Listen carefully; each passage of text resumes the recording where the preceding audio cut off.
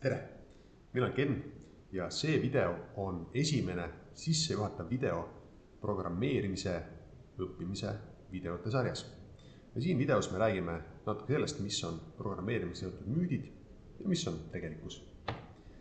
Natuke minust, et ma olen küll biokeemiku haridusega, aga programmeerimises olen olnud ise õppija.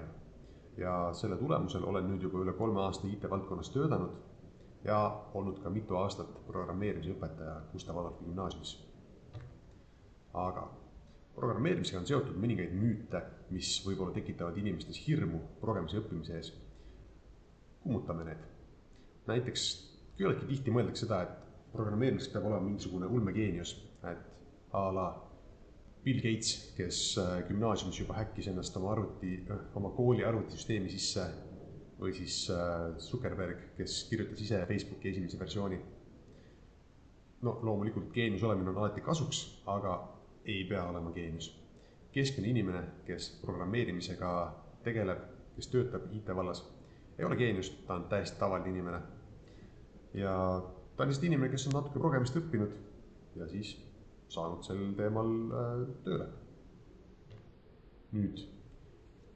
Programmeerimiseks peab oskama matemaatikat väga hästi. Ei pea. Keskmisel programmeerijal läheb matemaatikast vaja liitmist, lahutamist, korrutamist ja jagamist. Ja muidugi leidub programmeerimises ka selliseid erialasid, kus sul on vaja tõesti osata tuletist võtta ja muid selliseid asju. Aga need on väga niši teemad, andmeteadus ja mõningad sellised asjad. Ehk siis sa ei pea matemaatikat ulme hästi oskama. Matemaatika oskamine tuleb alati kasuks muidugi, aga sa ei pea olema mingi väga hea matemaatika oskaja selle jaoks, et programmeerida. Ja muidugi olen paar korda kuulnud sellist juttu, et programmeerimist õpivad tänapäeval nii paljud, et varsti on IT-inimesi juba liiga palju. Sama juttu kuulsin ma ka 20 aastat tagasi, siis kui mina koolis käisin. Ja ei, siis oli 10 000 IT-inimest Eestis puudu, täna on 10 000 IT-inimest Eestis puudu. Ja lisaks sellele, kui sul on LinkedInis või kuskil online'is näha, et sa oled tegelenud IT-ga mõned aastad, siis sind tüütavad iganädalaselt mingisugused firmade värbajad, kes tahavad siin Portugali või Kanadasse või kuhu iganes tööle, et sa siis nagu läheksid sinna ka veel tööle. Ehk siis üle kogu maailma on IT-inimesi väga palju puudu. Ei tasu karta, et IT-d liiga palju õpitakse. Aga nüüd, programmeerimine on oskus. Oskus nagu jalgrattasõit või ujumine, mis tähendab seda, et seda peab harjutama. Ja igal juhul, kui sa harjutad, sa teed vigu ja see on täiesti okei. Ehk siis, kui sa hakkad programmeerimist õppima, siis julgelt harjuta, katseta, tee vigu, kõik on okei. Sinu arvuti väga tõenäoliselt ei lähe katki sellest, kui sa teed mingisuguse errori seal enda koodis, nagu peaaegu võimatu. Ja kui tuleb õige aeg, siis ma näitan teile mõned vead, mis võivad natukene arvutile nagu, ta võib arvuti kokku jooksta, aga ärge muretsege, need on tegelikult lihtsalt ära parandada. Okei. Ja nüüd, reaalsus on tegelikult selline, et kui sina oled õppinud programmeerimist umbkaudu 12 tundi, ehk siis vaadanud tunni-paari jagu videoid ja siis natukene ka harjutusi teinud, siis sa hakkad olema võimeline tegema näiteks selliseid asju, mida on minu tunnis teinud näiteks. Ongi 15–17 aastased õpilased pärast umbes 10-12 tundi. Näiteks üks väike kood, kus on kulli- ja kirjamäng. Ja siin mängus saab siis panna mingi panuse. Ja siis ta küsib, mis ma arvan, kumb tuleb. Ma pakkusin, et tuleb must. Ja arvuti pakkus ka must. Ja ma võitsin. Mängime veel. Pakun veel must. Arvuti sai ka must. Võitsin jälle. Vaatame. Kui ma nüüd panen must. Arvuti sai jälle must. Proovime. Nüüd on punane. Nüüd sai arvuti punane. Ehk siis selline lihtne mäng. Ja paneme selle kinni. Aga vaatame ka veel näidet. Näiteks kivi-paber-käärid mäng. Paneme selle käima. See on natukene keerulisem, kui see kull-kirimäng oli. ja nüüd tahab arvuti teada, kas mina pakun kivi, ma pakun kivi. Arvuti valis käärid. Mina võitsin. Okei, proovime veel. Paneme seekord. Panen käärid. Arvuti valis kivi seekord. Jälle võitsin. Aga paneme paber. Arvuti valis käärid. Ja arvuti võitis. Ehk siis kivi, paber, käärid mäng.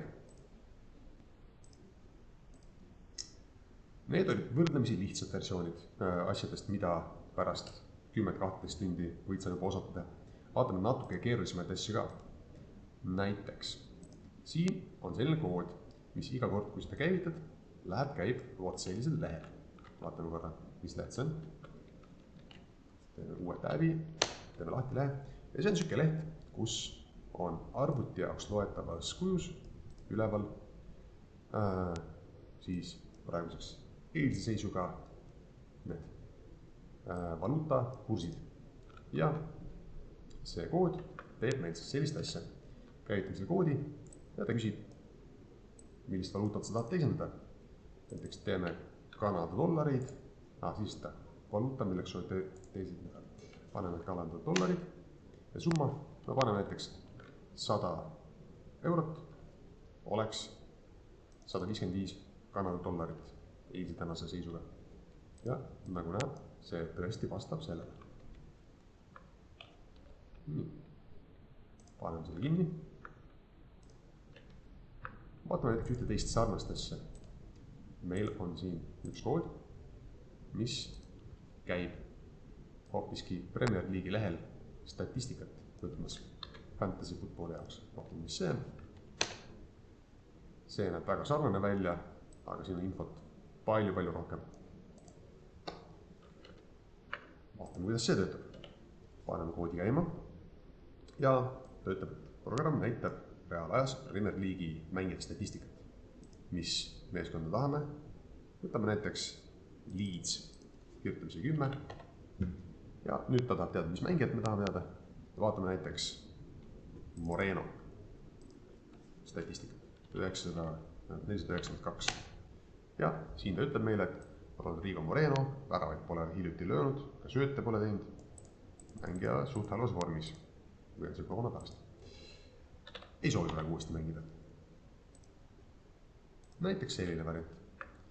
Aga ka täitsa võimalik on see, et hakata juba tegema otsapidi visuaalseid asju. Ehk siis siin on mäng nimega Pong, paneme seda käima, juba käib. Aha. Nii, ja ma pean siin ise mängima iseendaga.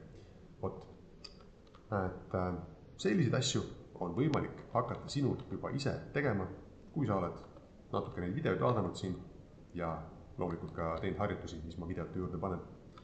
Nii et progemine ei ole midagi ulmelist.